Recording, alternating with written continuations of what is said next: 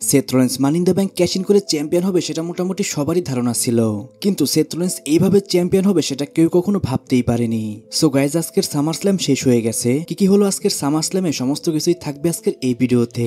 আজকের সামার স্ল্যামের শুরুটাই হয় কিন্তু Roman Reigns J Uso versus ব্রন breaker এবং ব্রনসন রিডের ম্যাচ দিয়ে। প্রথমে জে উসো অডিয়েন্সের মধ্যে থেকে একটা গ্র্যান্ড এন্ট্রেন্স করে, তারপরে এন্ট্রেন্স করে আমাদের ওটিসি রোমান রেইন্স যখনই সেখানে এন্ট্রেন্স করছিল অডিয়েন্সদের মতো কিন্তু জে উসো রোমান রেইন্সকে একনলেজ করছিল। তারপরে এন্ট্রেন্স করে ব্রন ব্রেকার, ব্রনসন রিড এবং কি পল হেইম্যান। কিন্তু এখানে মজার বিষয় হলো ব্রনসন রিড যখনই এন্ট্রেন্স করছিল তার গলায় কিন্তু ছিল রোমান রেইন্সের সেই স্নিকার্সটি।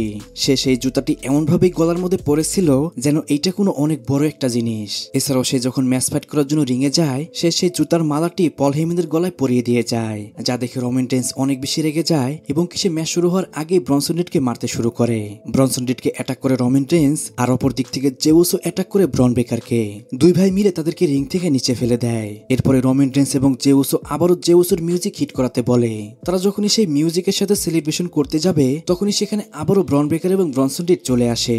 এইবার তারা ফাইট ব্যাক করে এবং কি সাধারণভাবে ম্যাচটি শুরু হয়ে যায়। ম্যাচটি শুরু হওয়ার প্রথম থেকেই কিন্তু জে উসোকে অ্যাটাক করতে শুরু করে ব্রন ব্রেকার এবং ব্রনসন রিড। তারা চাইছিল কোনোভাবেই যেন জে উসো রোমান রেইন্সকে ট্যাগ দিতে না পারে।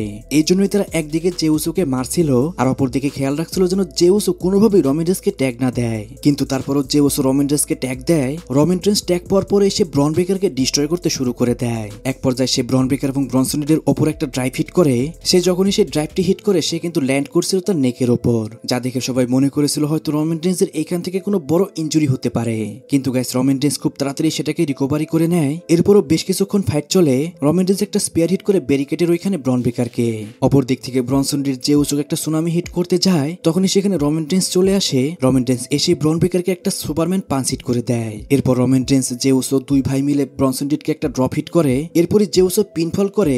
জে উসো প্রায় উইন করেই যাচ্ছিল, ঠিক তখনই লাস্ট মোমেন্টে সেখানে কাউন্টার করে ব্রন ব্রেকার। এরপর ব্রন ব্রেকার জে উসোকে একটা স্পিয়ার হিট করতে যায়, কিন্তু তখনই সেখানে রোমান রেইন্স চলে আসে এবং কি জে উসোকে সেখান থেকে সরিয়ে দিয়ে সেই স্পিয়ারটি নিজের উপরে হিট করায়। তারপর জে উসো ব্রন ব্রেকারকে রিং থেকে নিচে ফেলে দেয় এবং কি ব্রনসন রিডকে ফার্স্টে একটা স্পিয়ার এবং কি একটা স্প্ল্যাশ হিট করে এই ম্যাচটার মধ্যে পিনফল করে উইন করে যায়। আর গাইস, এরই মাধ্যমে কিন্তু জে উসো এবং রোমান রেইন্স এই ম্যাচটার মধ্যে উইন করে গেল। এখন ম্যাচ সম্পর্কে আমি কিছু কথা বলছি। এই ম্যাচের প্রথম থেকেই কিন্তু রোমান রেইন্সের থেকে অনেক বেশি স্ট্রঙ্গার দেখাচ্ছিল ব্রন ব্রেকারকে।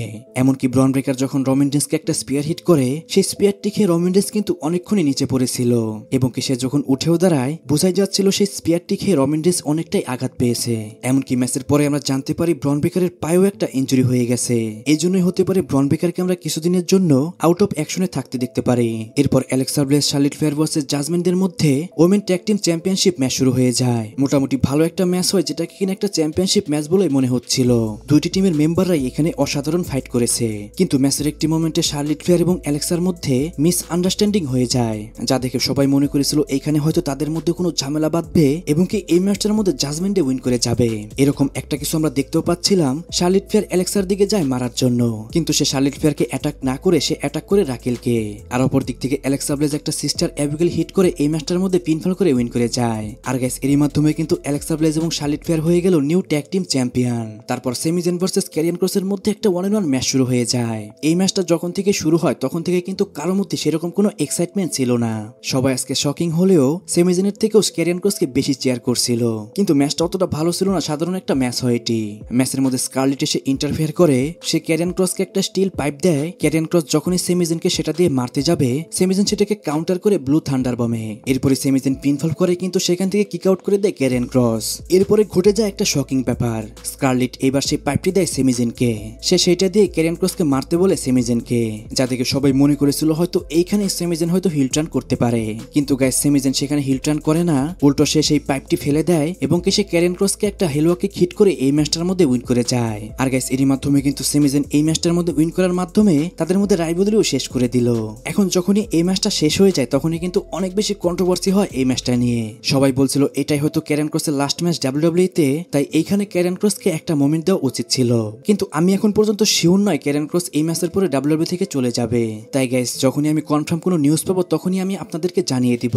তারপর Jelly Roll, Randy Orton versus Drew McIntyre এবং লোগান পলের মধ্যে একটা ট্যাগ টিম ম্যাচ শুরু হয়ে যায়। ম্যাচটির প্রথম থেকে ড্রু ম্যাকইন্টায়ার এবং লোগান পল টার্গেট করতে শুরু করে জেলিকে। তারা জেলিকে সমস্ত প্রকার টর্চার করতে শুরু করে দেয় এবং কি তারা এটাও খেয়াল রাখে জেলি যেন কোনোভাবে র্যান্ডি অর্টনকে ট্যাগ দিতে না পারে। ড্রু ম্যাকেন্টায়ার জেলির হাতের মধ্যে অ্যাটাক করে, আর অপরদিকে লোগান পল তো অ্যানাউন্স টেবিলের ওপরে একটা স্প্ল্যাশ হিট করে জেলিকে, যার পরে সেখানে অনেকগুলো মেডিকেল টিমের মেম্বাররা চলে আসে, তারা সেখান থেকে জেলিকে নিয়ে যেতে থাকে। জেলিও ফার্স্টে সেই মেডিকেল টিমের মেম্বারদের সাথে চলে যায়, কিন্তু সে আবারও ব্যাক করে ম্যাচের মধ্যে।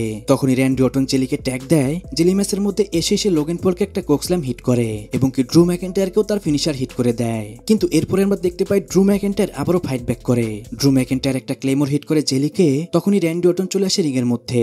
র্যান্ডি অর্টন ড্রু ম্যাকেন্টায়ারকে একটা আরকেও হিট করে, আর লোগান পল র্যান্ডি অর্টনকে রিং থেকে নিচে ফেলে দেয়। এরপর সে জেলিকে একটা স্প্ল্যাশ হিট করে এই ম্যাচটার মধ্যে পিনফল করে উইন করে যায়। আর গাইস, এই ম্যাচটার রেজাল্ট কিন্তু সত্যি শকিং ছিল।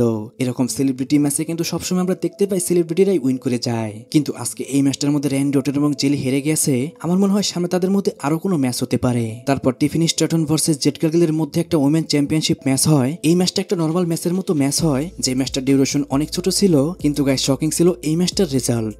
সমস্ত রিউমার অনুযায়ী এই ম্যাচটার মধ্যে উইন করার চান্স ছিল জেড কার্গিলের, কিন্তু সবাইকে শক করে দিয়ে এই ম্যাচটার মধ্যে উইন করে টিফিনি স্ট্র্যাটন, যার মাধ্যমে সে তার টাইটেলটি রিটেন করে নেয়। এরপর সিএম পাঙ্ক ভার্সেস গুন্থারের মধ্যে ওয়ার্ল্ড হেভিওয়েট চ্যাম্পিয়নশিপ ম্যাচ শুরু হয়ে যায়। যারা যারা হার্ডকোর রেসলিং ম্যাচ দেখতে পছন্দ করেন, তাদেরকে আমি বলবো এই ম্যাচটাই আপনার জন্য বেস্ট অপশন হতে পারে।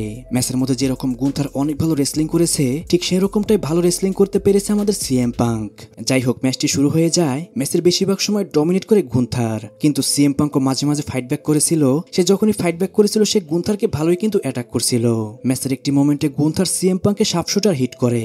এরপরে আমরা দেখতে পাই সিএম পাঙ্কও সেই শার্পশুটারকে কাউন্টার করে, সে উল্টো গুন্থারকে শার্পশুটার হিট করে দেয়। যা দেখে মাইকেল কল বলছিল সিএম পাঙ্ক ভালো মতনই জানে গুন্থার ট্যাপ আউট করতে পারে। যে কথাটি শুনে অডিয়েন্সের মতো আমিও হেসে দিয়েছিলাম। গুন্থার মাত্র একবার জোসোর কাছে ট্যাপ আউট করেছিল, যার কারণে সবাই ভেবে নিয়েছে গুন্থার সবসময় ট্যাপ আউটই করবে। যাই হোক, এরপরও বেশ কিছুক্ষণ ফাইট চলে। গুন্থার 3 বার সিএম পাঙ্ককে তার পাওয়ার বম হিট করে। এরপর সে যখন পিনফল করে সিএম পাঙ্ককে, সেখান থেকে সিএম পাঙ্ক কিক আউট করে দেয়। যা দেখে সিএম পাঙ্ক তো আউট অফ কন্ট্রোল হয়ে যায় এবং কি অডিয়েন্সরাও বুঝে যায় যে আজকে সিএম পাঙ্ক টাইটেল না নিয়ে এখান থেকে যাবে না। এরপর গুন্থার আরো বেশ কিছুক্ষণ মারে সিএম পাঙ্ককে। এরপর সে ভাব নেওয়ার জন্য অ্যানাউন্সার টেবিলের উপর দাঁড়িয়ে সে ভাব নিচ্ছিল। তখনই পিছন দিক থেকে সিএম পাঙ্ক গুন্থারের কাছে যায়। সে তার পাটি ধরে টান দিয়ে সেখান থেকে তাকে ফেলে দেয়। যার পরে সেখান থেকে গুন্থার যখনই উঠে দাঁড়ায়, আমরা দেখতে পাই গুন্থারের নাক ফেটে ব্লিডিং হচ্ছে। কিন্তু এরপরও যখন গুন্থার রিং এর মধ্যে আসে, সে সিএম পাঙ্ক একটা স্লিপার হলে আটকে দেয়। তারপরে সিএম পাঙ্ক আবারও ফাইট ব্যাক করে। সে একের পর এক 2 বার জিটিএ সিট করে গুন্থারকে। আর গাইস, এরপরে কিন্তু সিএম পাঙ্ক গুন্থারকে পিনফল করে এই ম্যাচটার মধ্যে উইন করে যায়, যার মাধ্যমে সিএম পাঙ্ক হয়ে যায় নতুন world heavyweight champion. CM punk তো টাইটেল উইন করে সেলিব্রেশন করছিল। সবাই মনে করেছিল হয়তো সিএম পাঙ্ক আমাদের চ্যাম্পিয়ন, কিন্তু গাইস সিএম পাঙ্কের সুখ বেশিক্ষণ টিকে না। তখনই আমরা দেখতে পাই লাঠি ভর করে সেথ রোলিন্স এবং পল হেমেন সেখানে আসে। ফার্স্টে সেথ রোলিন্স সিএম পাঙ্ককে ওয়ার্নিং দিয়ে সেখান থেকে চলে যাচ্ছিল, যা দেখে সবাই মনে করেছিল হয়তো সেথ রোলিন্স এখন পর্যন্ত ইনজোর্ড, সে এখানে কোনো ক্যাশ ইন করবে না। কিন্তু এইটাকে ভুল প্রমাণ করতে সেথ রোলিন্সের বেশি সময় লাগেনি। সে একটু পরে সে লাঠিটি ফেলে দিয়ে সে দৌড়ে আসে money in the bank cash in করতে। ফার্স্টে সে মানি ইন দ্য ব্যাংক দিয়ে সিএম পাঙ্ককে একের পর এক মারতে থাকে। এরপরে সে ক্যাশ ইন করে এবং একটা স্টর্ম হিট করে পিনফল করে এই ম্যাচটার মধ্যে উইন করে যায়। আর গাইস, এরই মাধ্যমে কিন্তু সেথ রোলিন্স হয়ে গেল নতুন ওয়ার্ল্ড হেভিওয়েট চ্যাম্পিয়ন। সিএম পাঙ্কের টাইটেল রেন ছিল মাত্র 5 মিনিট 10 সেকেন্ডের, যা কিনা গত বছরের ড্রু ম্যাকেন্টায়ারের টাইটেল রেনের থেকেও কম।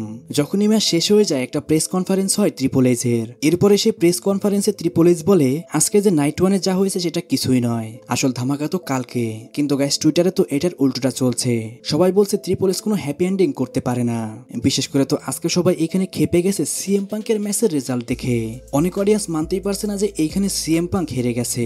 আর ট্রিপল এইচ যে বললো কালকে ধামাকা হবে, সেটা কিন্তু অলরেডি সবাই প্রেডিকশন করেই ফেলেছে। কারণ যেহেতু সেথ রোলিন্স এখানে অলরেডি ক্যাশ ইন করেই ফেলেছে, কালকে তো সেখানে সেথ রোলিন্স আসবে না। কালকে সেখানে হতে পারে কোডি রোডস হিল টার্ন করতে পারে, বা সেখানে রক আসতে পারে। তাই গাইস, এবারে সামারস্ল্যামের নাইট ওয়ান নিয়ে কিন্তু অনেক ফ্যানরাই ডিসঅ্যাপয়েন্ট হয়েছে। এখন দেখা যাক কালকের সামারস্ল্যাম কি হয়। আর গাইস, এরই মাধ্যমে আজকের সামারস্ল্যামও শেষ হয়ে যায়। সবার কাছ থেকে সরি বলে নিচ্ছি, কারণ আজকের ভিডিও দিতে অনেক বেশি লেট হয়ে গেছে। সো গাইস, আজকের ভিডিও এই পর্যন্ত। রেসলিং সম্পর্কে সমস্ত নিউজ এবং আপডেট জানার জন্য চ্যানেলটিকে সাবস্ক্রাইব করবেন।